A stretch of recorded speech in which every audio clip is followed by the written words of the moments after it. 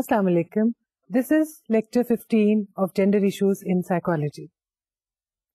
Today we'll be talking about the origin of gender stereotypes. That is, how did gender stereotypes emerge in first place? Also, we'll try to see whether or not the gender stereotypes are based in reality. Gender stereotypes کا آغاز کس طرح سے ہوا؟ مختلف societies میں اپنی اپنی جگہ پر اپنی اسٹیریوٹائپس کیسے بنی اور یہ کیوں کر ہوا کہ مختلف سوسائٹیز میں پائی جانے والی اسٹیریوٹائپس ایک سی ہیں اور جہاں کہیں ان میں فرق پایا جاتا ہے وہ فرق کیوں کر پیدا ہوا. لیکن یہ سب کچھ دیکھنے سے پہلے ہم دیکھتے ہیں کہ پچھلے لیکچر میں ہم نے کس چیز کے بارے میں بات کی تھی. In the last lecture we talked about the very nature and definition of gender typing and gender stereotyping. We talked about the concept of gender typing and stereotyping. We said that gender stereotypes are beliefs about the typical characteristics and behaviors of men and women. We also talked about the commonly held stereotypes and the relevant faculties and had a discussion on models of stereotyping. ہم نے یہ دیکھا کہ stereotyping کیا چیز ہے اور gender typing کیا چیز ہے, اس کو مختلف اپروچز میں کس طرح سے پرسیو کیا جاتا ہے, کیسے اس کو ایکسپلین کیا جاتا ہے, مختلف ماڈلس کیا ہیں جینڈر ٹائپنگ کے بارے میں, اور یہ کہ ان کا وجود یا ان کی پریزنس جو ہے ہماری سوشل لائف میں کیا رول پلے کرتی ہے.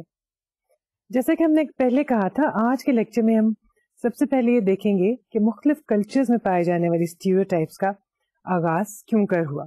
دا اوریجن آف اسٹیریوٹائپس ہم شروع سے دیکھتے آ رہے ہیں, اور ہم نے جینڈر ڈفرینسز کے بارے میں اپنی ڈسکشن میں جب ہم نے بہت سے سائیکولوجیکل پرسپیکٹیوز کا ذکر کیا اور ہم نے یہ دیکھا کہ مختلف پرسپیکٹیوز کس طرح سے جینڈر ڈفرینسز کو ایکسپلین کرتے ہیں, اس ہم نے یہ دیکھا تھا کہ بایولوجیکل اپروچ کے مطابق جینڈر ڈفرینسز جو ہے ان کی بیس ہے بایولوجیکل ڈفرینسز میں. That is the gender differences are biologically based, they have roots and they have origin in the biological innate inherent differences between men and women. اور اس discussion کے دوران ہم نے یہ بھی کہا تھا کہ اگر بایولوجیکلی بیسڈ ڈفرینسز ہیں تو اسٹیریوٹائپس کا آغاز کس طرح سے ہوا.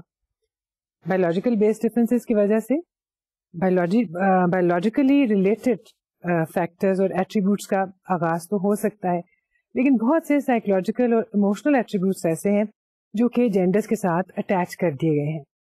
آج کے لیکچر میں ہم یہی دیکھیں گے کہ موجودہ زمانے میں ہمارے ارد گرد ہمارے معاشرے میں اور دوسرے معاشروں میں جو جینڈر اسٹیریوٹائپس پائی جاتی ہیں وہ کیوں کر شروع ہوئی. زیادہ تر تھنکرز کا اور زیادہ تر سوشل سائنٹسٹ کا خیال یہ ہے کہ آج کل کے زمانے میں جو اسٹیریوٹائپس پریولنٹ ہیں ان کا آغاز بنیادی طور پر انڈسٹریلائزیشن کے ساتھ ہوا, کیونکہ انڈسٹریلائزیشن انسان کی تاریخ میں وہ ایک فیز تھا اور ایک وہ اہم مائل سٹون تھا جس نے انسان کی زندگی کو مکمل طور پر بدل کر رکھ دیا.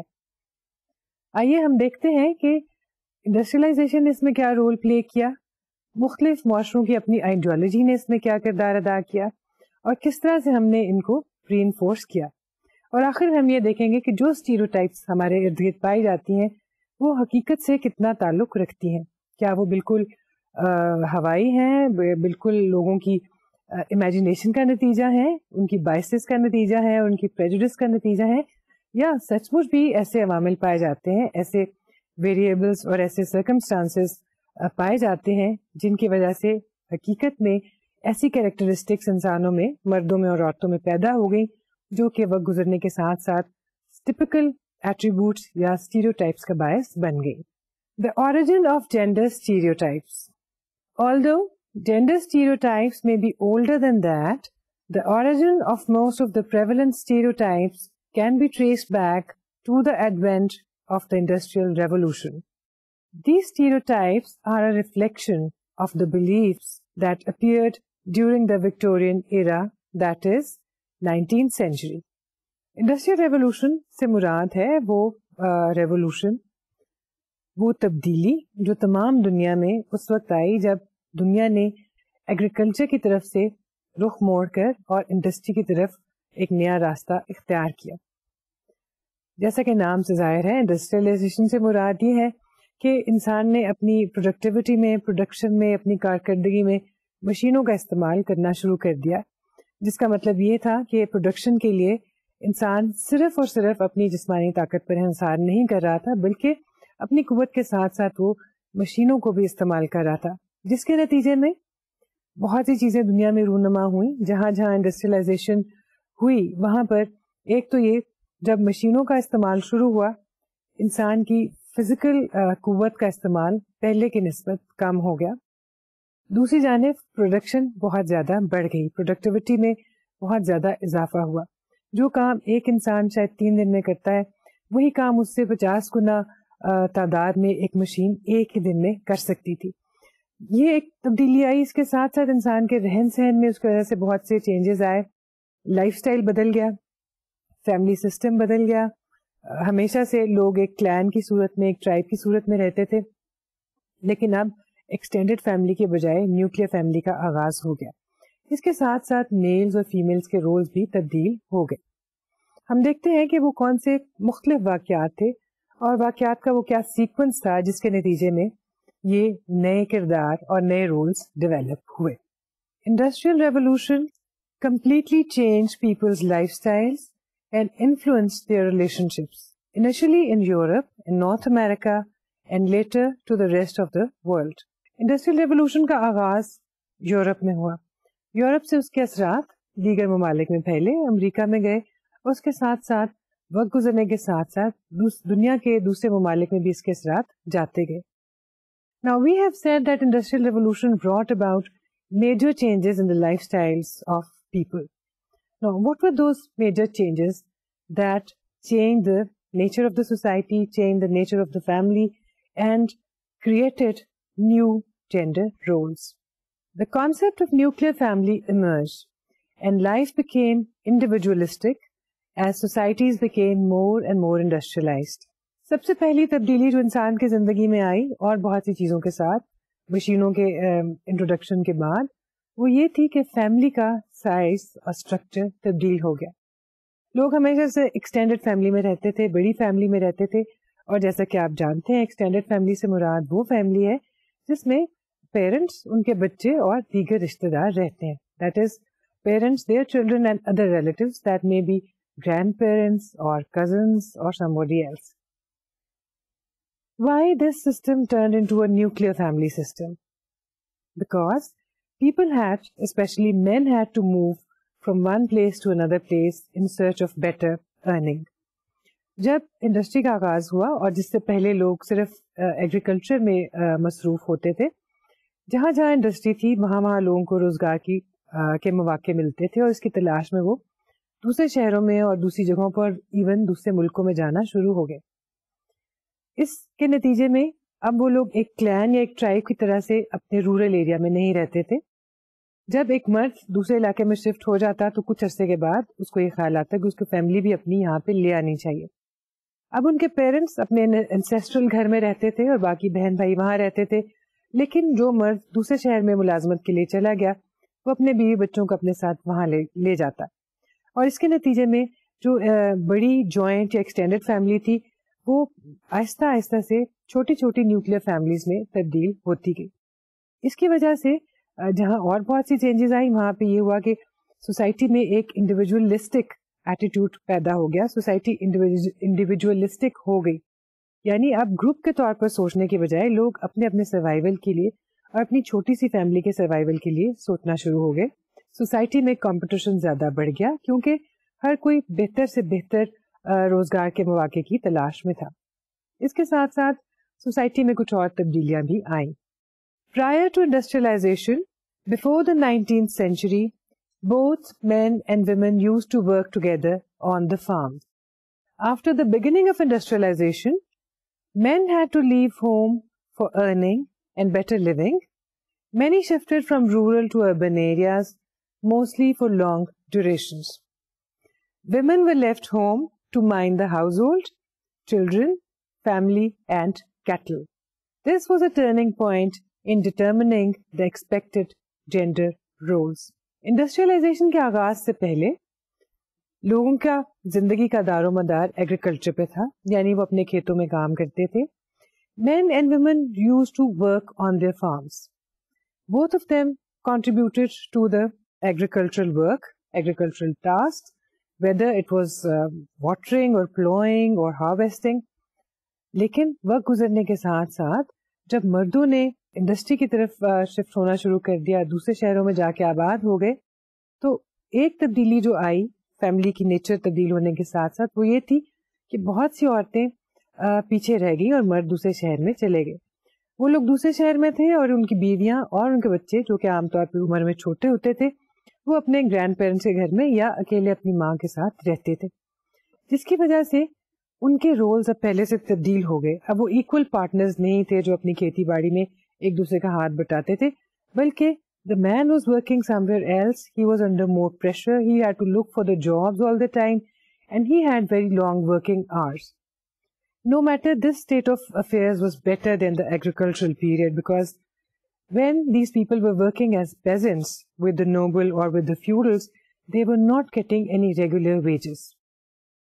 Whereas in industry, they were getting at least some regular amount, which they could spend on their own, and they could spend some of it on their family.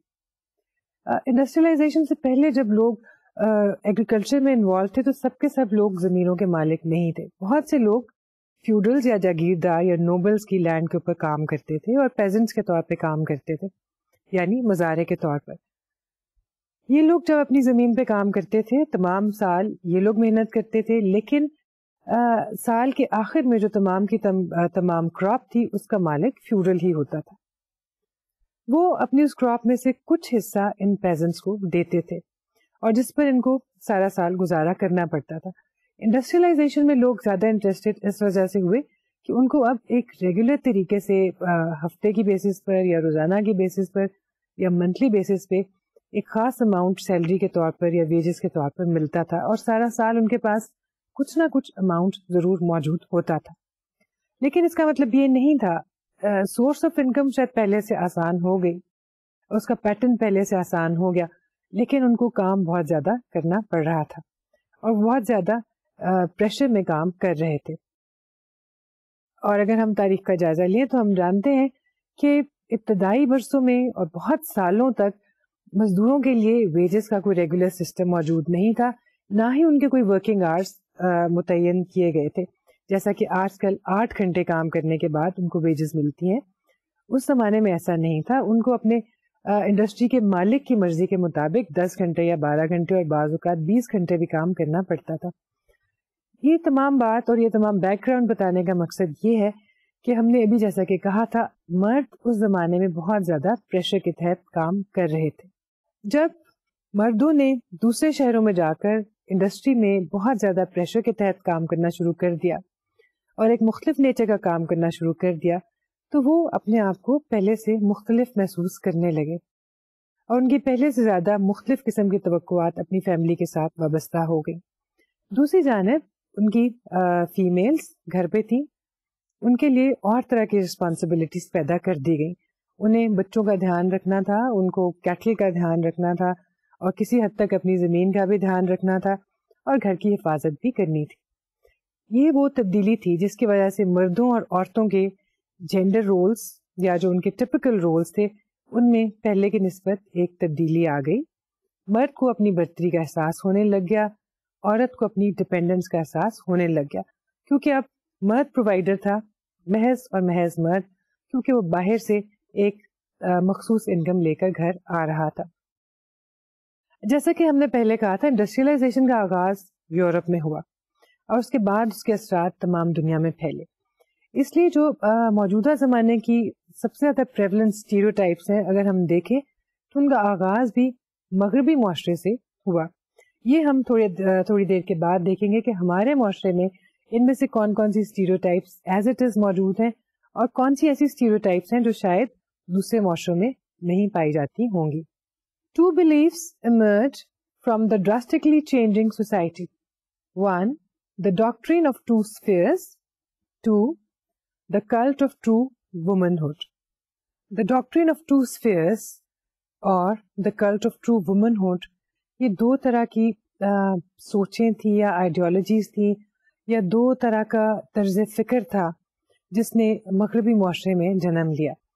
اور یہ ڈیولپمنٹ بنیادی طور پر وکٹورین ایرا میں ہوئی. لوگوں میں، مردوں میں اور عورتوں میں دو طرح کی مخصوص سوچ پیدا کی گئی. ان کو اس طرح سے ٹرین کیا گیا کہ وہ ان چیزوں میں بلیو کریں اور ان کو پریکٹس کریں، جس کے نتیجے میں اسٹیریوٹائپس کا آغاز ہوا. سب سے پہلے ہم دیکھتے ہیں کہ the doctrine of two spheres کیا چیز تھی. The doctrine of two spheres, according to this doctrine the interests of men and of women are different. They have their separate areas of influence. The doctrine of two spheres کے مطابق مرد اور عورت دو الگ الگ اینٹیٹیز ہیں. ان دونوں کے الگ الگ دائرہ کار ہیں. وہ دو الگ spheres میں پائے جاتے ہیں. یعنی مردوں کے انٹرسٹ اور ہیں، ان کی ٹاسک اور ہیں، عورتوں کے انٹرسٹ اور ہیں، ان کی ٹاسک اور ہیں. یعنی آسان لفظوں میں یہ کہ ان دونوں کے رولز مختلف ہیں. مرد عورتوں کے رول نہیں اپنا سکتے اور نہ ہی عورتیں مردوں کے رولز کو اڈاپٹ کر سکتی ہیں.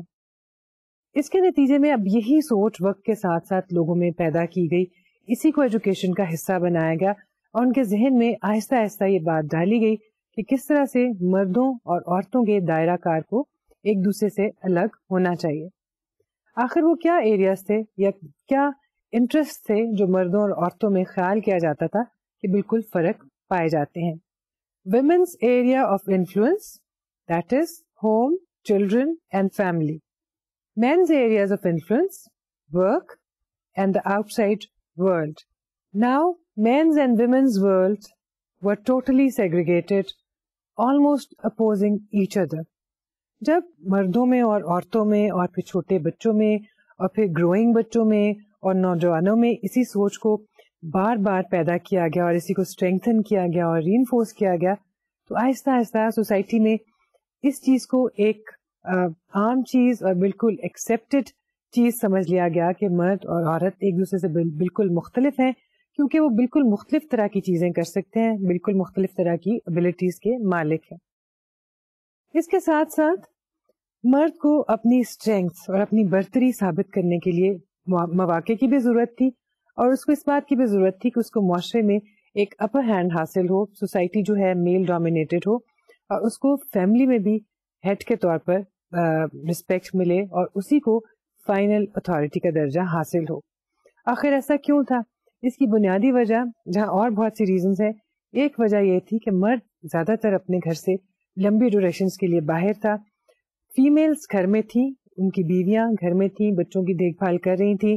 مردوں کو ایک تو اپنے گھر کی حفاظت کی اور اپنی ہاؤس ہولڈ کی حفاظت کی ضرورت تھی. اس کے ساتھ ساتھ ان کی یہ بھی خواہش تھی کہ ان کے بچوں کی پرورش اچھی طرح سے ہو. مزید یہ کہ ان کی بیویاں جو تھیں وہ فیتھ فل بیویاں ثابت ہوں، اور جس کے لیے اس بات کی ضرورت تھی کہ وہ لوگ مرد کو، خواہ ان کا باپ تھا یا شوہر، ایک برتر درجہ دیں اور اسی کو سمجھیں کہ وہ اس کے لیے انتظار میں ہے، اس کی رسپیکٹ کریں اور یہ کوئی بھی فیصلہ اس کی مرضی کے بغیر نہ کریں. Different characteristics were needed now for the new masculine and feminine roles. Women were passive, dependent, pure, refined, and delicate. Men were active, independent, coarse, and strong. چنانچہ نئے حالات کے مطابق اس بات کی ضرورت تھی کہ عورتوں کو یہ باور کروایا جائے کہ وہ ڈیلیکیٹ ہیں، فریل ہیں اور اپنے طور پر خود سے کچھ نہیں کر سکتی اور مکمل طور پر مردوں پر ڈپینڈنٹ ہے. دوسری جانب مرد اسٹرانگ ہے، ہارش ایٹیٹیوڈ کا مالک ہے، زیادہ قوت کا مالک ہے، اس لیے عورت کو ہمیشہ اس پر ڈپینڈ کرنا چاہیے. So this was in a way the beginning and the origin of male dominance over women, because this needed to be cultivated in the society since men wanted to dominate the society and their house and their family and children.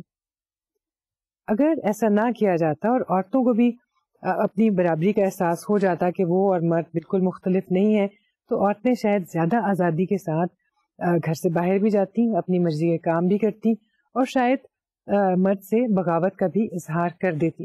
لیکن female separation کا ایک طرح سے آغاز male dominance کے ساتھ اسی وقت میں ہوا. مگر یاد رکھنے کی بات یہ ہے کہ ہم اس وقت ویسٹرن سوسائٹی کی بات کر رہے ہیں, خاص طور پر یورپ کی. اسی زمانے میں مشرق میں بھی بہت سی تبدیلیاں آئیں اور اس سوچ نے مشرق کو بھی متاثر کیا. لیکن اس وقت ہم سب سے پہلے یہی دیکھیں گے کہ یورپ میں جہاں پر ڈاکٹرین آف ٹو اسفیئرس کا آغاز ہوا, اسی طرح سے عورتوں کو کس طرح سے وومن ہوڈ کی طرف مائل کیا گیا اور ان کو یہ بتایا گیا کہ عورت ہوتے ہوئے ان کو صرف عورتوں والی ابیلٹیز پیدا کرنی چاہیے اور ان کے لیے عورت ہونا ہی ایک افضل اور بہترین چیز ہے. The cult of true womanhood. This cult emerged between 1820 and 1860. According to Welter, the attributes of true womanhood by which a woman judged herself and was judged by her husband, her neighbors, and society could be divided into 4 cardinal virtues. That is, piety, purity, submissiveness, and domesticity. The cult of womanhood کا بنیادی مقصد کیا تھا؟ To teach women to be true women. And who is a true woman? A true woman is the one who is pure, who is pious, who is submissive, and who is dependent upon the man in turn. Cult of true womanhood Victorian era میں ایک بہت popular طرز فکر تھا. تمام تر educational system, تمام تر ٹریننگ, اس کا رخ اسی طرف ڈائریکٹڈ تھا کہ کس طرح سے لڑکیوں کو ایک ٹرو آئیڈیل وومن ہوڈ کی طرف لے جایا جائے. ان کو اسکلز بھی ایسے سکھائے جاتے جو کہ صرف عورتوں میں ہونے چاہیے, مثلاً سلائی اور کڑھائی. اور اگر آپ یاد کریں تو ہم جب بالکل آغاز میں اس بات کا ذکر کر رہے تھے کہ کس طرح سے عورتوں نے سفریج کے لیے موومنٹ چلائی اور کس طرح سے فیمنسٹ موومنٹ نے اپنا کردار ادا کیا, اس وقت ہم نے یہ بات کی تھی کہ انڈو پاک سب کانٹیننٹ میں جس چیز پہ بہت زیادہ محنت کی گئی اور جس کے ذریعے ہمارے معاشرے میں ایک تبدیلی آئی, وہ تھا عورتوں کی ایجوکیشن کے لیے ہونے والی اسٹرگل کا آغاز.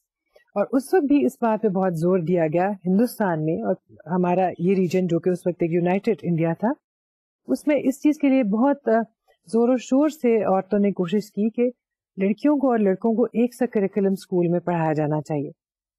جبکہ اس زمانے میں وہی برٹن والی روایت ہمارے ہاں بھی پائی جاتی تھی کہ لڑکیوں کو ایک الگ طرح کا کریکولم اسکول میں دیا جاتا تھا اور لڑکوں کو ایک دوسری طرح کا کریکولم.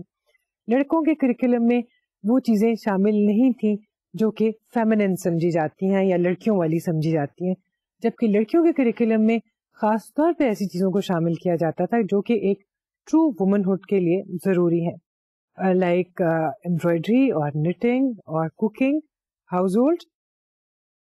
یہ تمام اسکلس وہ ہیں جو آج بھی دنیا بھر میں لڑکیوں کو سکھائے جاتے ہیں, لیکن اس کے ساتھ ساتھ یہ اسکلس لڑکوں کو بھی سکھائے جاتے ہیں کیونکہ آج کل کے زمانے میں ان کے سروائیول کے لیے بھی یہ اسکل سیکھنا ضروری ہے.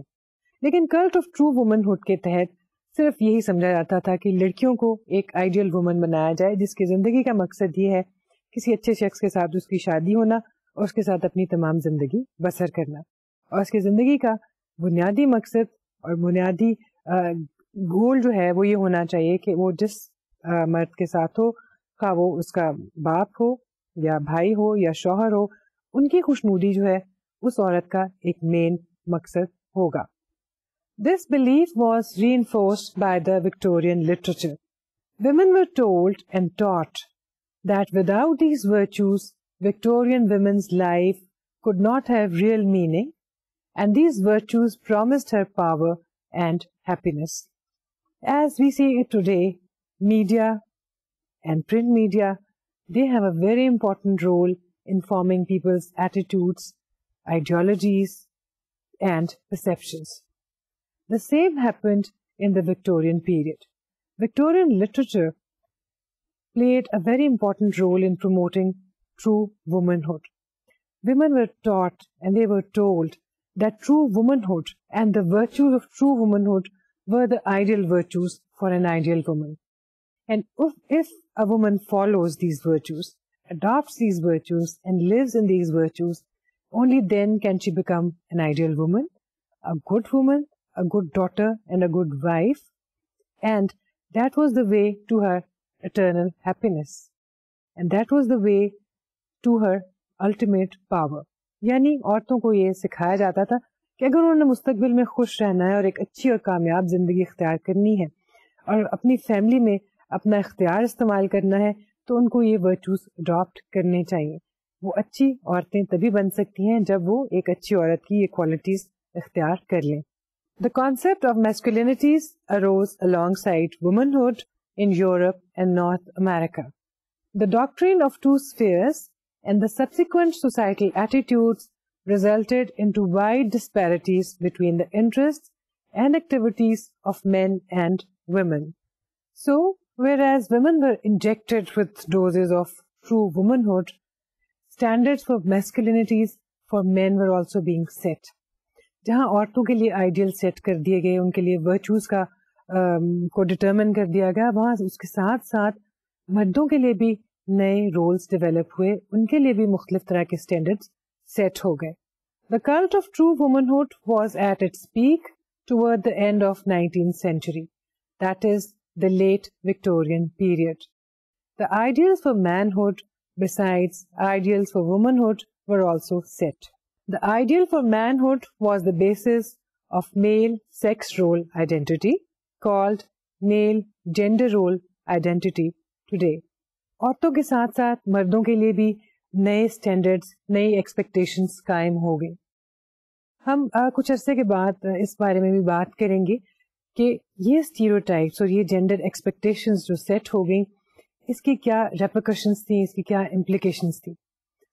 ابھی ہم صرف یہ بات کر رہے ہیں کہ نئی اسٹیریوٹائپس اور نئی طرح کے جینڈر رولز کا آغاز کس طرح سے ہوا, لیکن اس کے نتیجے میں سوسائٹی میں کیا چینجز آئیں اس کے بارے میں تو شاید ہم تھوڑے سے سینسٹائز ہیں, لیکن اس کے نتیجے میں مرد اور عورت میں سائیکولوجیکلی کیا پریشرز پیدا ہوئے اور کیا تبدیلیاں آئیں وہ ایک الگ بحث ہوگی. کیونکہ اگر ہم کسی بھی جینڈر کے لیے, خواہ وہ مرد ہے یا عورت, خاص طرح کے اسٹینڈرڈ سیٹ کر دیں اور اسٹرنجنٹ اسٹینڈرڈ سیٹ کر دیں اور جن کے لیے ان کو میٹ کرنا خاصا مشکل ہو جائے اور بعض اوقات ان کا دل اس طرح سے بہیو کرنے کو نہ بھی چاہے اور ان کو بہیو کرنا پڑے, تو یہ ایک سائیکولوجیکل اسٹریس کا اور پریشر کا باعث ہو سکتا ہے. لیکن پہلے ہم دیکھتے ہیں کہ نیا میسکولین رول کیا ڈیولپ ہوا, میل جینڈر رول آئیڈینٹی کس طرح سے پیدا ہوئی. Connell has explored the historical background of attitudes towards masculinity. According to Connell, with rapid changes in the lifestyles of people with industrialization, new perceptions were also formed. Specific tasks were considered masculine, that is, industrialization, world exploration, and civil wars. So this is how the idea of modern masculinity developed. New standards, new attributes, new ideal characteristics were set for men. Men were supposed to be the ones who indulge into warfare, into industry, into hard work, because they were physically strong. And since they wanted to enjoy male dominance in the society, they had to prove that they were the ones who were more able, more capable, and more strong. اگر مرد کو یہ ثابت کرنا تھا کہ عورت اس پہ ڈیپینڈنٹ ہے اور عورت اس پہ ڈیپینڈنٹ ہونا چاہیے اور اس کو اس پہ ریلائی کرنا چاہیے, تو اس کے لیے یہ ضروری تھا کہ وہ ایسا رول اڈاپٹ کرے جس کے نتیجے میں وہ پرووائڈر ہو, پروٹیکٹر ہو, عورت کو خود بخود اس سے سب چیزیں حاصل ہو رہی ہوں, جب وہ مصیبت میں ہو تو یہی اس کو پروٹیکٹ کرتا ہو. So that was the price probably that man had to pay for his dominance in the society. کیونکہ اگر مرد ایسا نہ کرتا, یا ہم کسی ایک مرد کی بات نہیں کریں, ہم بات کریں of a society as a whole, اگر ایسا نہ کیا جاتا اور مرد اس طرح کے رولز اڈاپٹ نہ کرتے تو وہ شاید ویک رہتے. اگر وہ پرووائڈرز نہ بنتے تو عورتیں ان پر ڈپینڈ نہ کرتی. اگر وہ عورتوں کی حفاظت نہ کرتے اور ان کو شیلٹر نہ دیتے تو عورتیں ان کو پروٹیکٹر کبھی بھی نہ سمجھتی. سو ایک طرح کے نئے اسٹینڈرڈز ایمرج ہوئے, standards that were difficult but standards that were set by men themselves. And those standards caused problems for many men later on. Industrialization set tough standards for males. They had to work hard and look for jobs to support their families. education and professional training were required for better job opportunities. Now, this is another important and interesting turning point. Men were working in the industry, they had to work hard, and they were looking for better job opportunities all the time, which meant society became competitive. In order to win in this competition, men had to be better qualified, better educated, and better skilled. उनको अच्छी jobs उसी वक्त मिल सकती थी अगर उनके पास बेहतर qualifications होती और बेहतर एजुकेशन होती. बेहतर एजुकेशन के लिए उनका स्कूल में जाना और पढ़ना जरूरी था. इंटरेस्टिंग बात ये है कि जब वो स्कूल में जाते तो ज्यादातर औरतें स्कूल में पढ़ाती. When men were working in the industry, women were staying home or many of them were teaching at schools, especially junior school, the elementary school. So, एक मर्द जिसने अल्टीमेटली मैस्कुलिन रोल अडॉप्ट करना था, उसको अपनी इब्तदाई ट्रेनिंग और इब्तदाई एजुकेशन सिर्फ और सिर्फ फीमेल से मिल रही थी. ये सिचुएशन इंटरेस्टिंग इसलिए है कि उसमें एजुकेशन और आइडियाज फीमेल्स की तरफ से आ रहे हैं, जबकि रोल उसने मैस्कुलिन अडॉप्ट करना है. जो लोग स्कूलों में नहीं पढ़ रहे उनके लिए ये चीज एक मजाक का बायस भी बन जाती थी, और वो स्कूल में पढ़ने वाले लड़कों का मजाक उड़ाते थे और उनको रिडिक्यूल करते थे इस चीज के लिए कि वो लड़कियों के साथ पढ़ रहे हैं या लड़कियों से पढ़ रहे हैं और उन्हीं के जैसे बन रहे हैं. मगर बहरहाल हम ये डिनाई नहीं कर सकते कि ये एजुकेशन उनके लिए बहुत अहम थी, और इसी एजुकेशन में से इमर्ज करके उन्होंने अल्टीमेटली एक मैस्कुलिन रोल अडॉप्ट करना था. ये सिचुएशन उनके लिए कुछ कॉम्प्लेक्सेस का बायस भी बनती, लेकिन कुछ अरसे के बाद वो उनको ओवरकम कर लेते और एक रवायती मेल कैरेक्टर इख्तियार कर लेते. So, education and professional training were required for better job opportunities, and since most men were working in the industry, women were involved in school teaching, especially at elementary levels. This meant that men had to be educated by women, yet develop male identity. While being educated by women, men had to be conscious of avoiding being sissy. So, when people were setting standards for ideal masculinity and ideal male gender role or masculine gender role, a number of new ideologies and beliefs emerged. There were at least 4 prevalent models of thinking at that time. 4 तरह की सोच, या मर्दों के लिए कम से कम 4 तरह की सोच के स्टैंडर्ड्स उस वक्त मौजूद थे, जिसके मुताबिक मर्दों ने बिहेव करना था और अपना नया रोल अडॉप्ट करना था. बिल्कुल ऐसे ही जैसे कि ट्रू वुमनहुड के 4 वर्चूज औरतों के लिए सेट कर दिए गए थे. 4 themes pertaining to masculine roles emerge in this context. 1. No sissy stuff. Men should not adopt any of the behaviors associated with women. So the first and foremost is the type of thinking which emphasize that men should not be behaving like women. They should not be sissies. Now this way of thinking became important, and it was emphasized because, as we have said earlier, most men, most young boys were going to schools and they were being taught by females, and they were also studying with females in many schools.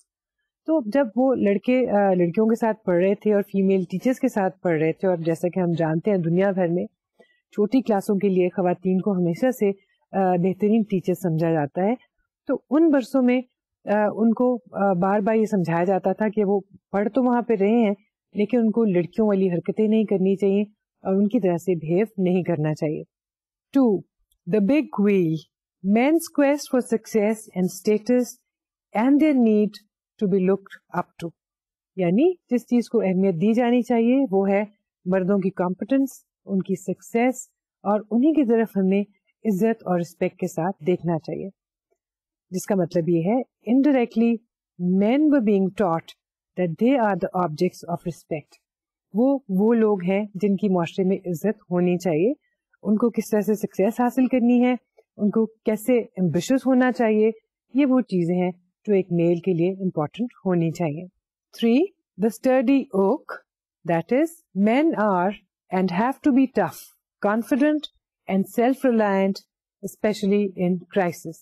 تیسری طرح کی سوچ جو مردوں میں پیدا کی گئی, اور یہاں پہ یاد رکھنا چاہیے کہ یہ سوچ صرف مردوں میں پیدا نہیں ہو رہی, تمام معاشرے میں پیدا ہو رہی ہے, جس میں خواتین بھی شامل ہیں, کیونکہ سب سے زیادہ جو لوگ یا جو کردار اس طرح کی سوچ اپنے بچوں میں انسٹل کرتے ہیں وہ ہوتی ہیں مائیں, اور اس سوچ کا اثر نہ صرف مردوں پر خود ہو رہا ہوتا ہے بلکہ ان کے ارد گرد کے لوگ بھی اس سے متاثر ہوتے ہیں. تو دا اسٹرڈی اوک کی تھیم کا کیا مطلب ہے؟ مردوں کو ٹف ہونا چاہیے, ہر قسم کے حالات کا مقابلہ کرنا چاہیے, کسی بھی کرائسس میں گھبرانا نہیں چاہیے.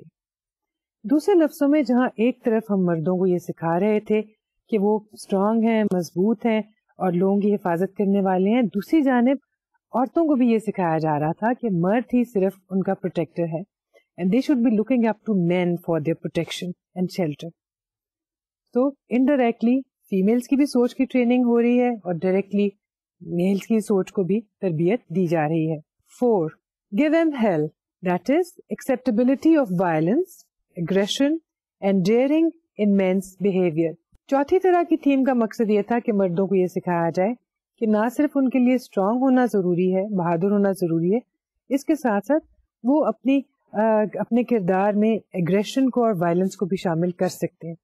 اگر ان کو کوئی ذرا سی تکلیف دے یا ان کو چھیڑے یا ان کے لیے مشکل کا باعث ہو تو ان کو چاہیے, یعنی مردوں کو یہ چاہیے کہ پوری طرح سے اس کو ختم کریں, اس کو اپنے آپ کو ڈیفینڈ کریں اور فل ایگریشن اور وائلنس کے ساتھ اس حالات کا یا اس شخص کا مقابلہ کریں. یعنی اگر دیکھا جائے تو ان 4 تھیمز کا مقصد تھا ایک خاص طرح کے میل کو فارم کرنا. And if you remember the concept of shaping, we said that this is the way we shape people. We teach them things and we reinforce the behaviors in accordance with those ideas that we have been cultivating. ہم ایک خاص طرح کی سوچ, ایک خاص طرح کی آئیڈیالوجی لیتے ہیں, لوگوں میں اس کو انسٹل کرتے ہیں اور جب وہ اس کے مطابق بہیو کرتے ہیں تو ہم اس کو پازیٹیولی ری انفورس کرتے ہیں. اگر وہ ویسے بہیو نہ کریں تو اس کو ہم پنش کرتے ہیں. تو مردوں کے لیے اسٹینڈرڈ سیٹ کر دیے گئے کہ ان کو مضبوط ہونا چاہیے, اسٹرڈی ہونا چاہیے, وائلنٹ اور اگریسو وہ ہو سکتے ہیں, ان کا انٹرسٹ سب سے امپورٹنٹ ہے اور ان میں عورتوں والی کوئی خصوصیت نہیں ہونی چاہیے, جس کے نتیجے میں ایک خاص طرح کا میل رول سوسائٹی میں ڈیولپ ہوا. These ideals were not easy to be met for all men. Men fairly successful in adopting this role may be poorly adjusted and unhappy people. So it was not an easy task for men to meet all of these standards. کسی شخص کے لیے, کیونکہ مرد بھی انسان ہے, عورت بھی انسان ہے, اور بنیادی طور پر جب وہ پیدا ہوتے ہیں تو ان ڈفرینسز کے ساتھ پیدا نہیں ہوتے جو کہ ہمیں سائیکولوجیکلی یا سوشولوجیکلی دکھائی دیتے ہیں. یہ جو 4 تھیمز ہم نے دیکھی, اگر ہم دیکھیں تو تمام معاشروں میں مردوں کے لیے یہی اسٹینڈرڈس پائے جاتے ہیں. ان کو ٹف ہونا چاہیے, ان کو رونا تو آنا ہی نہیں چاہیے کیونکہ وہ لڑکیوں والی چیز ہے, انہیں گھبرانا نہیں چاہیے, ان کو اپنی پریشانی کا اظہار نہیں کرنا چاہیے, ان کو کسی بھی کرائسس میں گھبرانا نہیں چاہیے. فیملی میں کسی کو بھی کوئی مشکل ہو تو وہ مرد کو اس کا سامنا کرنا اور مرد کو اس کو دور کرنا ہے. کسی کو کوئی مسئلہ ہے فیملی میں تو مرد کو اسے حل کرنا ہے. مرد پرووائڈر ہے, مرد پروٹیکٹر ہے, جس کا مطلب ہے the man is the only earning hand. باقی لوگ اس کی مدد کر سکتے ہیں لیکن مرد کا فرض ہے کہ وہ فیملی کو رن کرے. اب یہ تمام تر چیزیں کوئی آسان چیزیں نہیں ہیں. ہم جانتے ہیں کہ بہت سے مرد کمزور بھی ہو سکتے ہیں, گھبرانے والے بھی ہو سکتے ہیں. بہت سے مردوں کو تکلیف بھی ہوتی ہوگی, کوئی حادثہ ہونے کی صورت میں یا فیملی میں کسی کا لاس ہونے کی صورت میں یا کسی کی ڈیتھ کی صورت میں ان کو بھی رونا آتا ہوگا. لیکن جو اسٹینڈرڈس ہم نے سیٹ کر دیے اس کے مطابق ان کو رونا بھی نہیں ہے, گھبراہٹ کا اظہار بھی نہیں کرنا, پریشانی کا اظہار بھی نہیں کرنا, کسی سے مدد بھی نہیں مانگنی, اور اگر ان کو کوئی نقصان پہنچانے کی کوشش کرے تو اگریسولی اور وائلنٹلی اس کا مقابلہ کرنا ہے. And it's a common observation that not all boys are that aggressive and violent. There are many boys who feel insecure as a child and later on as an adult.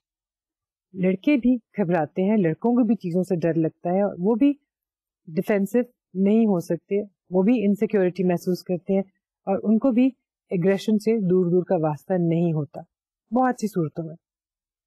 So in a way very tough standards were set for men also, and men found it difficult to meet. Not all men, but many men.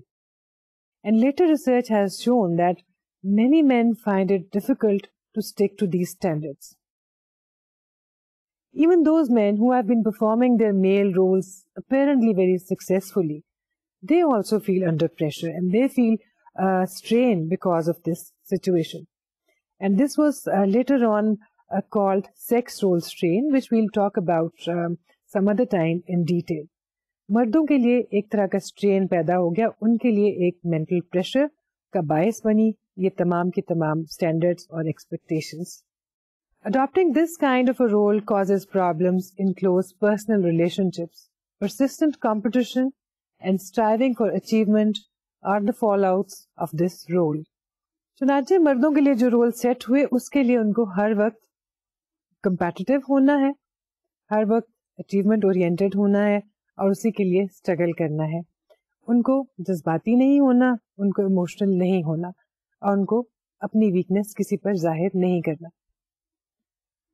یہ تو تھے اس standard typical male role کے کچھ اثرات. دوسری طرف females کے لیے جو اسٹینڈرڈز متعین کیے گئے, جو ایکسپیکٹیشن سیٹ کر دی گئی, اس کے نتیجے میں ہم دیکھتے ہیں کہ عورت کو ویک اور فریل اور نازک بنایا گیا اور اس کو یہ سمجھایا گیا اور یہ دکھایا گیا کہ ایسا ہونا ہی ایک اچھی عورت کی نشانی ہے. جس کا مطلب یہ ہے کہ over generations we have trained women to be weak and to feel weak, to be frail and feel frail. مردوں کو یہ سکھایا گیا کہ ان کو بہادر بننا ہے اور دکھانا ہے کہ وہ بہادر ہے, ان کو اسٹرانگ بننا ہے اور یہ دکھانا ہے کہ ہم اسٹرانگ ہیں. یعنی ایک چیز تو ہے فیلنگ, دوسرا دوسروں کو دکھانا, expressing it, exhibiting your strength and competitiveness and your aggression. These things affected the interpersonal relationships between men and women.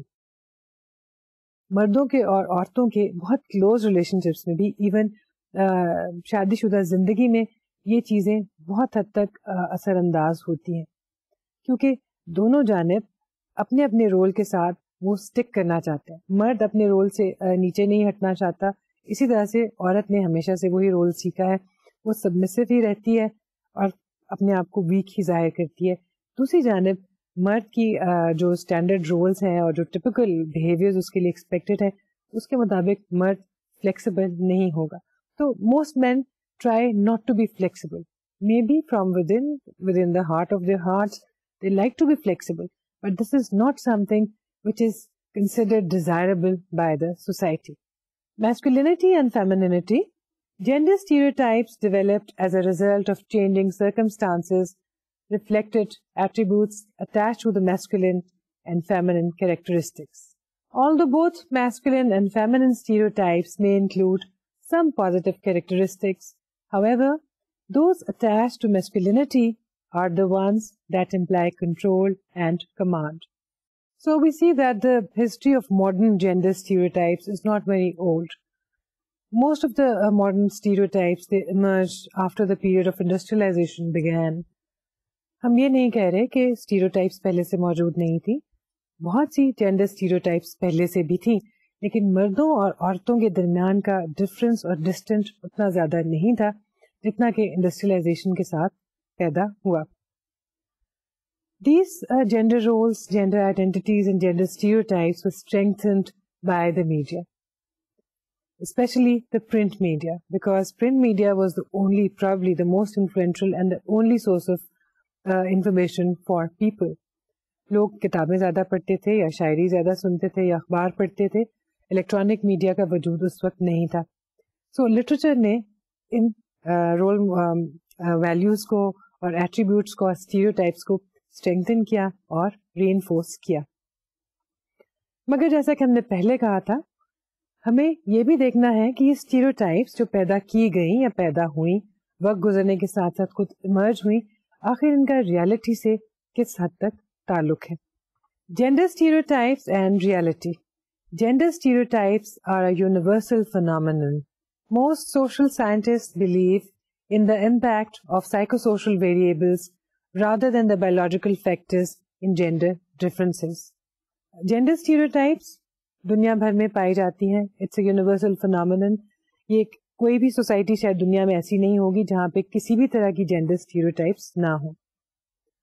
یہ ہو سکتا ہے کہ اسٹیریوٹائپس کی نیچر مختلف ہو, یہ ہو سکتا ہے کہ وہاں پہ پازیٹیو بائسز ہوں ٹورڈز فیمیلز, اور یہ بھی ہو سکتا ہے کہ پازیٹیو بائسز ہوں ٹورڈز مین. یہ بھی ہو سکتا ہے کہ کسی کی طرف کوئی خاص بائسز نہ ہوں لیکن اسٹیریوٹائپس وہاں پر بھی موجود ہوں گی. دیکھنے کی بات یہ ہے کہ یہ اسٹیریوٹائپس جو تمام کی تمام پائی جاتی ہیں کس حد تک حقیقت سے ان کا تعلق ہے. کیا تمام کی تمام اسٹیریوٹائپس ریئلٹی بیسڈ ہیں؟ زیادہ تر سوشل سائنٹسٹ اس چیز میں بلیو کرتے ہیں کہ اسٹیریوٹائپس کا اوریجن سوشل سائیکولوجیکل فیکٹرز میں ہے. ہاں, بایولوجیکل اپروچ یا ایپیجینیٹک سسٹمز تھیوری سے تعلق رکھنے والے تھنکرز کے خیال میں بایولوجیکل ڈفرینسز جو ہیں وہ اس اسٹیریوٹائپنگ کی بنیاد ہے. لیکن اگر بایولوجیکل ڈفرینسز ہی اس کی بنیاد ہوتے تو پھر تمام اسٹیریوٹائپس ایک سی ہوتی, دنیا میں کسی جگہ پہ ان میں کوئی فرق نہ پایا جاتا اور شروع سے ہی بچے ان اسٹیریوٹائپس کے مطابق بہیو کرتے. جبکہ ہم دیکھتے ہیں کہ بہت چھوٹے بچے جو ہیں اور خاصے شروع کے ابتدائی برسوں میں بچپن میں بہت سے بچے اسٹیریوٹیپیکل بہیویئر شو نہیں کرتے. ہم دیکھتے ہیں کہ باقی لوگ, باقی کا معاشرہ, school, education, media, parents, siblings, peers, یہ تمام کے تمام لوگ بچوں میں اسٹیریوٹائپس کو انسٹل کرتے ہیں, پیدا کرتے ہیں, ان کو اسٹرینگتھن کرتے ہیں. If these stereotypes do not have their origin in inherent biological and structural differences between genders, then how did these stereotypes emerge in first place? Also, how come stereotypes existing in different parts of the world are identical or at least similar? Social scientists with a biological approach ask this question, that if men and women are not biologically different, they do not have a different genetic package, genetic makeup, then how come they are different from the very beginning? And if they are not biologically different, then what is the origin of stereotypes? اگر مرد اور عورت بنیادی طور پر مختلف نہیں ہے تو stereotypes کا آغاز کہاں سے ہوا؟ اور اگر وہ آپس میں بالکل مختلف نہیں ہے تو ایسا کیوں کر ہے کہ دنیا کے ہر ریجن میں, ہر سوسائٹی میں میلز اور فیمیلز مختلف ہیں اور ان کے لیے مختلف طرح کی اسٹیریوٹائپس پائی جاتی ہیں؟ دیکھنے کی بات یہ ہے کہ سوشل سائنٹسٹ, خاص طور پہ سائیکالوجسٹ, تو سوشل فیکٹرز میں اور سائیکولوجیکل فیکٹرز میں بلیو کرتے ہیں. ان کے خیال میں جینڈر ڈفرینسز اور جینڈر اسٹیریوٹائپس کا باعث سوشل اور سائیکولوجیکل فیکٹرز ہیں. دیکھنا یہ ہے کہ ریئلٹی میں یہ اسٹیریوٹائپس اسی طرح سے پائی جاتی ہیں, موجود ہیں بھی یا نہیں. اس کے لیے ہمارے پاس کانٹراڈکٹری ایویڈینس بھی موجود ہے اور سپورٹیو ایویڈینس بھی موجود ہے. کچھ ریسرچز میں یہ دیکھا گیا کہ مردوں اور عورتوں میں بہت سے بیسک سائیکولوجیکل ڈفرینسز بھی پائے جاتے ہیں, جبکہ بہت سی چیزوں میں اور بہت سی کیریکٹرسٹکس میں وہ بالکل بھی مختلف نہیں ہے. کم از کم 2 ایسی کیریکٹرسٹکس ہیں یا 2 ایسی ایٹریبیوٹس ہیں جس میں بہت نمایاں جینڈر ڈفرینس پایا جاتا ہے. ایک اگریسونیس اور دوسرے لیڈرشپ کوالٹیز. جہاں تک لیڈرشپ کوالٹیز کا تعلق ہے اس میں یوں تو لیڈرشپ ابیلٹی میں کوئی خاص فرق نہیں پایا جاتا, لیکن لیڈرشپ سٹائل جو ہے عورتوں کا اور مردوں کا مختلف ہے. مردوں کا لیڈرشپ سٹائل زیادہ ٹاسک اورینٹڈ ہے جبکہ عورتوں کا لیڈرشپ سٹائل انٹرپرسنل اورینٹیشن رکھتا ہے. As far as aggression is concerned, research supports it and research provides ample data suggesting that men are very high in aggression as compared to females. مردوں میں aggressive tendencies بچپن میں بھی زیادہ ہوتی ہیں اور لیٹر لائف میں بھی. البتہ عمر گزرنے کے ساتھ ساتھ لیٹ ایج میں آ کے مردوں اور عورتوں میں بہت زیادہ ڈفرینس نہیں رہ جاتا as far as their aggressive tendencies are concerned. لیکن باقی تمام اسٹیریوٹائپس ہم دیکھتے ہیں کہ ان کا ریالٹی سے کچھ خاص تعلق نہیں ہے. کوئی تھوڑی بہت ایویڈنس پائی جاتی ہے, اکا دکا واقعات ہوتے ہیں جس کو ایشو بنا کر بہت زیادہ اسٹرینگتھن کیا جاتا ہے, ری انفورس کیا جاتا ہے اور بڑھاوا دیا جاتا ہے, جس کے نتیجے میں ایک عام سوچ رفتہ رفتہ اسٹیریوٹائپس کا باعث بن جاتی ہے.